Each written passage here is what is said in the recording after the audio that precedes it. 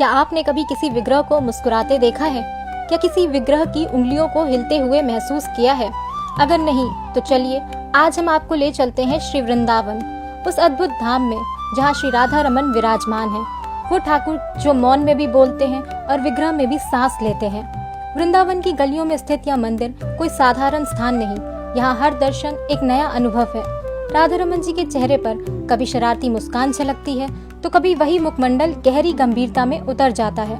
इतिहास बताता है कि सन 1542 में श्री गोपाल भट्ट गोस्वामी जी की प्रार्थना पर शालिग्राम शिला स्वयं भगवान श्री राधा रमन के रूप में प्रकट हुई। कोई प्राण प्रतिष्ठा नहीं, कोई मानवीय प्रयास नहीं, ठाकुर जी स्वयं प्रकट हुए। आज भी उनके स्वरूप की विशेषता यही है कि वह स्थिर नहीं लगते। कभी मुस्कान बदल जाती है तो कभी हाथ मानो हल्के से हिल उठते हैं। आचार्य शुभम कांत गोसाई जी के कैमरे ने कई बार यह क्षण कैद किया जब उनकी उंगलियों की मुद्रा एक ही दिन में अलग अलग दिखाई दी।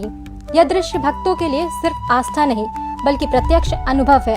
राधा रमन जी की सेवा पूजा नहीं बल्कि जीवन का एक हिस्सा है।